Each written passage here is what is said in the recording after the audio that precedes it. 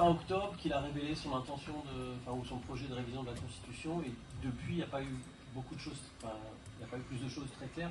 Qu'est-ce qu'il y a pour vous derrière ce projet? Qu'est-ce que vous y voyez? C'est quoi? C'est la possibilité de faire un troisième mandat que Kabila en son temps avait tenté? Ou est-ce qu'il y a autre chose que ça? M. Tshisekedi a révélé ça fin octobre, lui, mais ses lieutenants, surtout celui qu'il considère comme la personne qui dirige le parti aujourd'hui, M. Kabila, l'avait fait avant. Les gens pensaient que c'était des élucubrations de M. Kabila, mais Tshisekedi est venu le confirmer, il a confirmé plusieurs fois. Et on a vu encore avant-hier Jean-Pierre Bemba qui voulait faire dire à Tshisekedi ce qu'il n'a pas dit. Non, il a parlé de révision et pas de changement.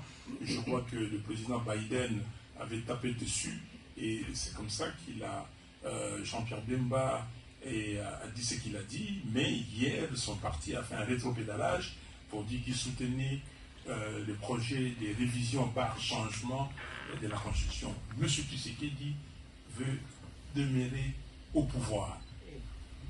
Et c'est la seule raison qu'il veut changer la Constitution. Mais changer la Constitution, c'est il fait ce que les Britanniques appellent, ou les Anglo-Saxons appellent, le scénario planning. Okay? Dans ce scénario planning, il a plusieurs scénarios ou scénarios. C'est-à-dire que je vais fatiguer ces gens, les amener dans le changement de la Constitution, et pendant ça, on perd le temps. On perd le temps. Et à un moment donné, si je réussis, je passe. Si je ne réussis pas, vers fin 2025, on n'aura pas suffisamment de temps. Je vais commencer à dire aux gens, allons-y, préparons la loi électorale, préparons la commission électorale, il va imposer ce qu'il va imposer. Et il y a des gens qui n'ont pas, des gens de faible esprit, qui vont courir en disant que la politique de la chaise vide ne paye pas, ils vont aller là-bas et on n'aura pas suffisamment de temps. Et il organise la fraude. Voilà dans les scénarios planning de Tshisekedi. Donc, ce qu'il fait, comme on dit en Lingala, Mambungu jamais Kobanga, donc il nous pousse, il nous force, il vient comme s'il était Hercule, il était le plus fort et tout ça. Mais non, nous le connaissons. Donc, lui, il veut gagner du temps et rester au pouvoir. Pourquoi? Parce qu'il a suffisamment organisé la fraude. Il a suffisamment organisé la corruption. Vous, Belges, vous le savez, ils ont acheté des appartements, des villas, des choses ici.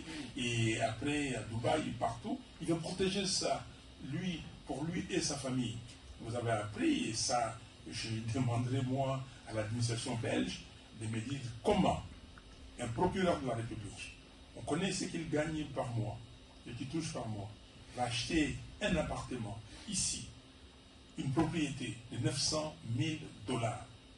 Et quand la presse évoque ça, il brandit un document comme quoi il a reçu un prêt de la banque et qu'il rembourse ses prêts, il va rembourser dans 2 ans 45 000 $ par mois. On pouvait dire qu'il a pris un investissement de rapport et qu'on va lui payer le montant qu'il va rembourser. Est-ce qu'un appartement ou une villa ici peut coûter 45 000 $ par mois? Comment est-ce que lui et la Belgique a accepté?